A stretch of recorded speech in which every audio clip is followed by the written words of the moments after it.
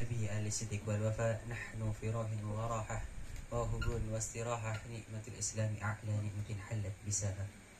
Amma ba'd.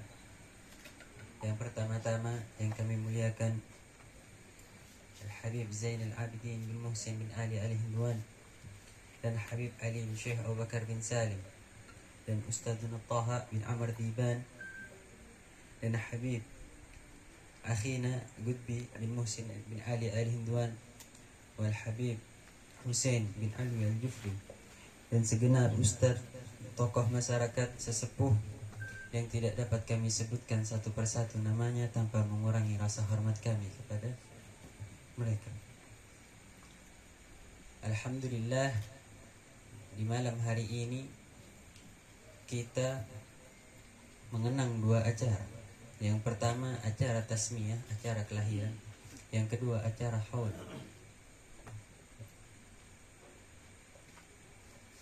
Yang mana dalam tasmiyah ini seseorang bergembira dan haulnya sama-sama bergembira juga. Kita mengingat acara tasmiyah dengan acara kelahiran, yang mana kita harus kembali mengingat apakah sebenarnya yang dituntut dari awal seseorang ketika dilahirkan sampai dia kembali kepada Allah Subhanahu wa taala. Kata Rasulullah sallallahu alaihi wasallam bersabda, "Allimu auladakum ats-tsalath." Ajarkanlah kepada anak kalian tiga hal. Yang pertama, hubbu nabiyikum. Ajari anak-anak kita cinta kepada Nabi. Wa hubbu ahla baiti nabiyikum, dan cinta kepada keluarga Nabi. Wa qira'atul Qur'an. Wa qira'atul Qur'an, dan ajarkan kepada anak-anak kita untuk membaca Al-Qur'an. Awal diajarkan seperti itu anak-anak kita. Agar apa? Agar ketika besar nanti tahu tujuan hidupnya. Karena Allah Subhanahu wa taala berfirman di dalam Al-Qur'annya, "Wa ma khalaqtul jinna wal insa illa liya'budun." Dan tidaklah aku ciptakan jin dan manusia kecuali hanya untuk beribadah kepada Allah Subhanahu wa taala. Kita ajarkan anak-anak kita yang pertama cinta kepada Nabi. Kita harus mengenalkan kepada anak kita cinta kepada Nabi. Dan tidak bisa seseorang mengenal Rasulullah sallallahu alaihi wasallam kalau tidak mengenal kekasihnya atau para walinya. Kita harus derajat demi derajat dulu. Kalau kita ingin mengenal para ulama, kita harus mengenal dulu siapa ustadz yang ada di kampung kita. Kita belajar dari mereka. Kita belajar kepada guru-guru yang ada di sekitar kita. Nanti guru-guru kita mengenalkan kepada guru mereka, kepada guru, dan seterusnya sehingga sampai kepada Rasulullah sallallahu alaihi wasallam. Jangan mengaku mengenal kepada Rasulullah sallallahu alaihi wasallam kalau masih belum pernah tahu bagaimana Rasulullah. Jangan mengaku kenal kepada Rasulullah kalau tidak melaksanakan sunnahnya. Ta'sil ilah wa anta tadhharu hubbahu hadza al-'umri fil qiyas badi'. Dikatakan dalam syair, engkau mengaku cinta kepada Allah tapi engkau bermaksiat kepadanya. Sungguh tidak masuk akal ketika seseorang mengaku cinta kepada Allah tapi dia bermaksiat, tidak masuk akal. Wa anta tadhharu hubbahu hadza al-'umri fil qiyas badi'. Sungguh ini adalah hal yang tidak masuk akal. Ini hal yang jelek. La hubbuka shadiqan la ata'tahu innal muhibba liman yuhibbu muti'u. Kalau memang cintamu benar kepada Allah atau kepada Rasulnya, maka engkau akan menirunya, mengikuti tingkah laku Rasulullah sallallahu alaihi wasallam. Bagaimana cara kita ingin mengikuti tingkah laku Rasulullah kalau kita tidak melihatnya secara langsung? Jauh perbedaan kita dari zaman kita sekarang sampai zaman Rasulullah, jauh perbedaannya. Sudah 1400 tahun lebih perbedaan. Maka dari itu tidak ada yang bisa kita harapkan dari sunnah kecuali belajar dari para guru. Kalau belajar dari kitab tanpa adanya guru, bahaya. Orang yang sering membaca kitab tanpa adanya guru, yang ia dapatkan banyak salahnya daripada benarnya. Karena tidak ada yang menjelaskan. Maka dari itu kalau mau belajar agama, cari guru. Cari guru yang benar. Guru yang benar belajar agama. Sehingga ketika kita sudah mendapatkan guru, kita mengetahui apa yang Rasulullah kerjakan.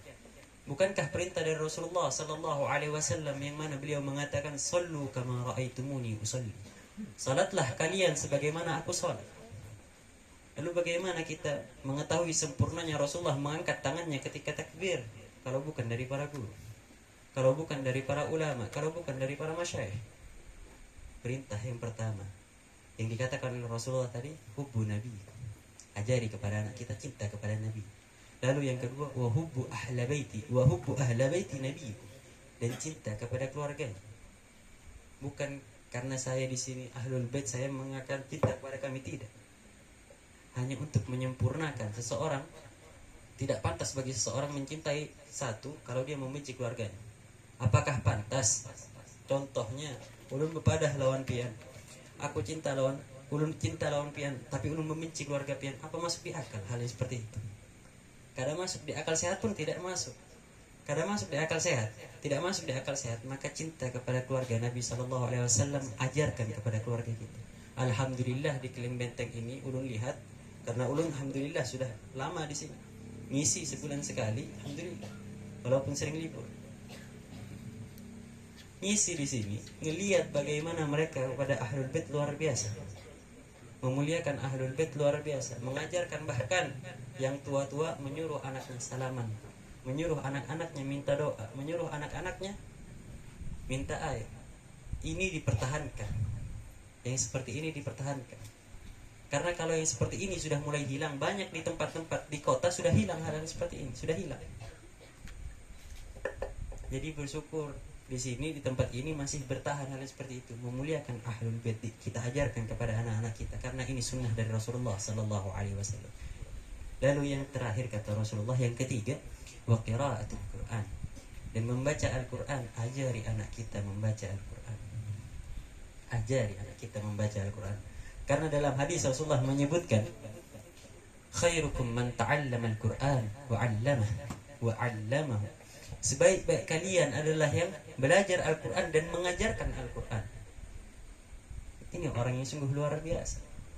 Belajar Al-Quran, belajar dari awal. Jangan mengatakan usiaku sudah tua, aku tidak mau belajar. Belajar walaupun sudah tua. Yang namanya ilmu tidak ada kata terlambat dari yang namanya ilmu. Bahkan Rasulullah meminta kepada Allah di dalam Al-Quran. Allah kenang doa Rasulullah, Rabbi zidni ilma.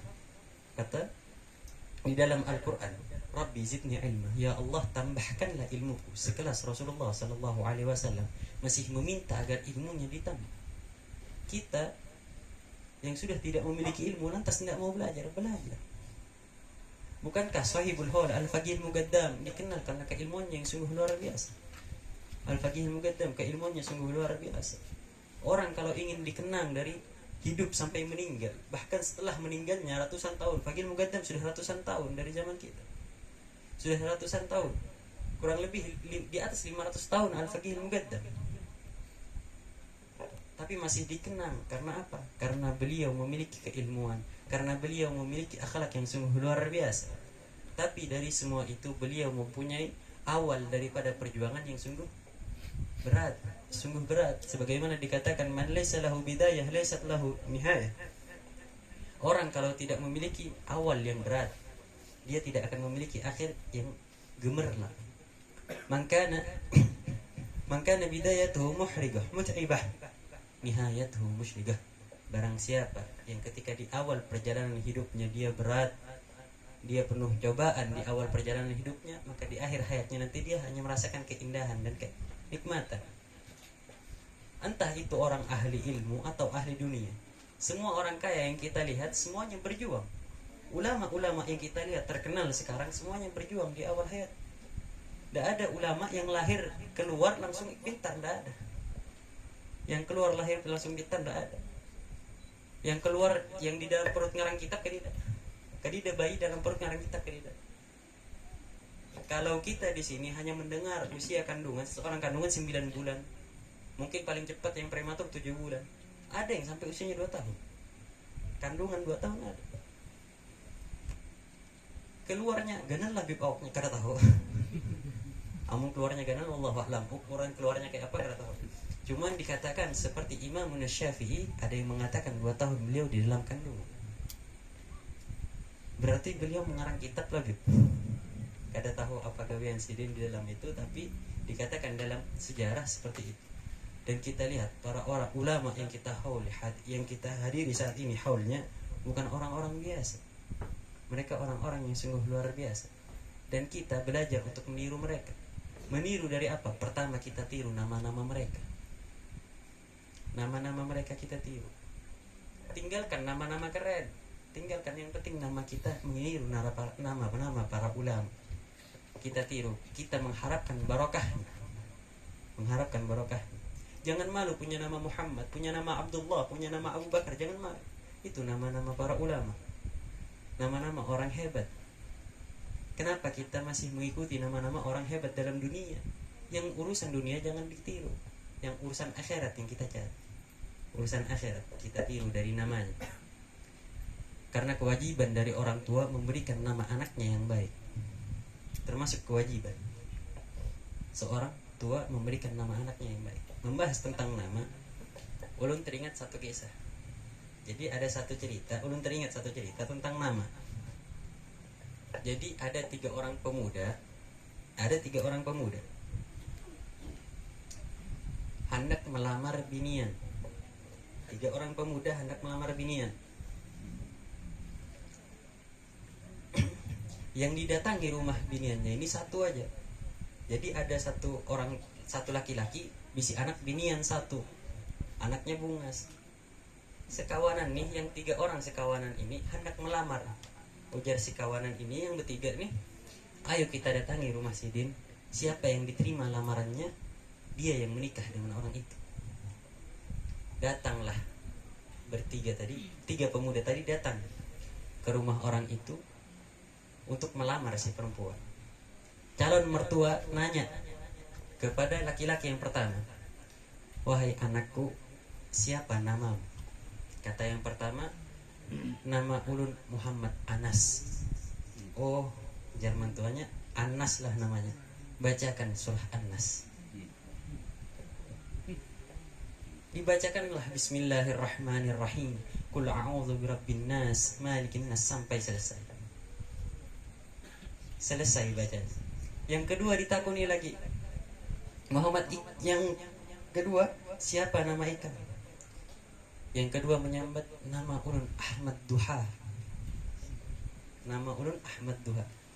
Masya Allah, bacakan aku surah Wad-Duha. Dibacakanlah surah Wad-Duha. Bismillahirrahmanirrahim. Wad-Duha wal-laili idza saja, sampai akhir ayat, sampai selesai. Sebelum yang kedua selesai, yang ketiga pucat. Yang ketiga ini pucat sudah, berkeringat yang ketiga. Ujar yang laki-laki nih, yang mituhan nih, kenapa pian pucat? Sebujurnya Pak Ayat, ulun diberi nama lawan abah ulun Yasin.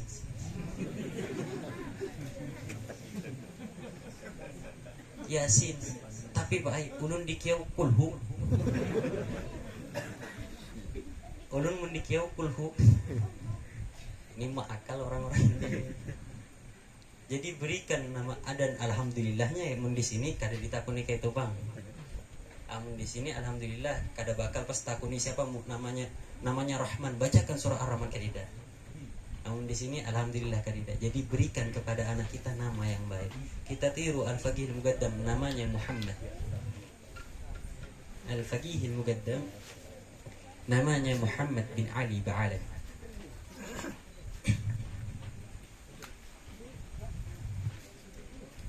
Kita ajarkan yang baik-baik.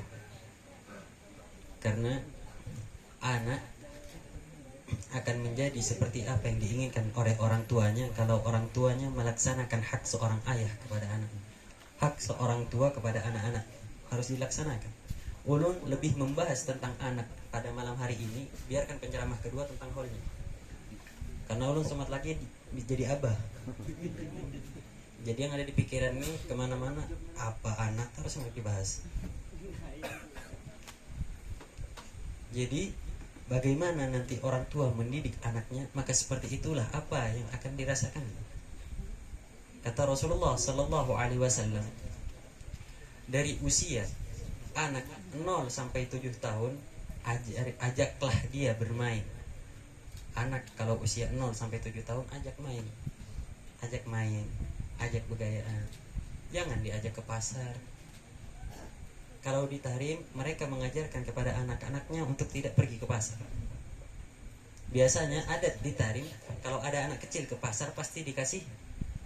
Kalau dia jual ikan pasti dikasih ikan. Kalau dia jual daging pasti dikasih daging. Agar apa? Agar nanti kalau anak ini pulang kepada keluarganya bawa ikan, bawa daging, keluarganya tahu orang ini dari pasar. Anak ini dari pasar. Adat di Tahrim seperti itu. Mereka melarang anak-anak mereka pergi ke pasar. Karena pasar sebagaimana kita ketahui abghadul biladi ilallahi aswaquh. Seburuk-buruk tempat yang dibenci oleh Allah adalah pasar. Jadi anak itu jangan dibiasakan dibawa ke pasar, kecuali ada yang menjaga. Kalau terpaksa tidak apa-apa. Tapi kalau memang tidak terpaksa jangan dibawa ke pasar. Yang pertama, dari 0 sampai 7 tahun dibawa bermain. Lalu yang selanjutnya dari 7 sampai 14 tahun diajak untuk diajari tentang ilmu, diajari tentang sesuatu, dituntut sesuatu sebagai belajar, dituntut sekolah, dipaksa untuk sekolah, dipaksa untuk sholat, diajari sedikit demi sedikit. Kalau masih 7 tahun jangan dipaksa, tapi diajari. Tapi kalau sudah 10 tahun baru dipaksa. Nanti kalau sudah dari 14 tahun sampai 21 tahun baru dijadikan sahabat, dijadikan teman. Kalau orang tua sudah memberikan haknya kepada anaknya, insya Allah anaknya menjadi anak yang nurut, anak yang turut. Lalu kita ajarkan kepada anak kita untuk cinta kepada ulama, untuk suka mencari ilmu. Karena orang yang mencari ilmu, kalau dia meninggal, dia menjadi orang syahid. Orang yang mencari ilmu, kalau dia meninggal, dia mati syahid. Orang yang mencari ilmu, malaikat akan bentangkan sayapnya, dan malaikat ridho kalau sayapnya diinjak-injak oleh mereka yang mencari ilmu. Dan alhamdulillah kita pada malam hari ini sama mencari ilmu juga. Sama dalam majlis ini mencari ilmunya Allah. Hadir hall mengharap barokah. Hadir hall mengharap barokah. Karena hadir di majlis-majlis yang seperti ini, para malaikat itu berteriak di langit. Mereka berteriak, "Gumu maufuran lakum." Berdirilah kalian dalam keadaan dosa-dosa sudah diampuni. Bagaimana tahu? Ya karena kami belajar, kami mengetahui ini. Jadi belajar, tidak ada yang namanya terlambat seseorang kalau mau belajar. Jangan berpilih-pilih guru. Belajar. Hormati guru manapun, hormati. Kata Imam Ali karramallahu wajhah, "Man 'allamani harfan sirtu lahu 'abdan." Barang siapa yang mengajarkanku satu huruf saja, maka aku akan menjadi budaknya seumur hidup. Kata Imam Ali. Di sini menunjukkan seseorang harus berbakti kepada gurunya. Kalau kita biasanya kepada guru yang lain aja kita berbakti. Kepada guru yang mengajar ngaji lupa. Ketemu di jalan kadang menegur, hormati. Karena dari mereka lah kita bisa belajar mengaji. Karena dari mereka lah sholat kita sempurna dalam bacaan Fatihahnya. Guru-guru yang seperti itu jangan dilupakan. Guru-guru yang seperti itu kita selalu doakan. Dan yang namanya guru, kalau guru melakukan kesalahan, jangan langsung ditafsirkan yang jelek, jangan langsung ditafsirkan yang jelek. Dimuliakan guru itu, didoakan guru. Kalau dia melakukan kesalahan, kita minta kepada Allah agar diampuni dosanya. Bukan berarti guru melakukan kesalahan langsung kita tinggalkan, jangan.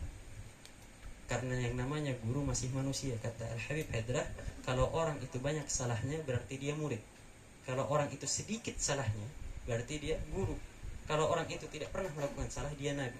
Dan di antara kita tidak ada yang namanya nabi. Jadi kalau melakukan kesalahan wajar. Kalau melakukan kesalahan wajar. Kata Habib Hadrah, bukan aib ketika seseorang melakukan kesalahan, tapi yang namanya aib adalah ketika seseorang melakukan kesalahan dan dia tidak mau bangkit dari kesalahannya, tidak mau merubah hidupnya dari kesalahannya. Jadi belajar. Kita sama-sama pada malam hari ini belajar bagaimana untuk menjadi pribadi yang lebih baik. Ada banyak yang perlu disampaikan, karena hikmah yang selanjutnya insya Allah lebih barakah untuk kita semua. Wabillahi taufiq wal hidayah. Assalamualaikum.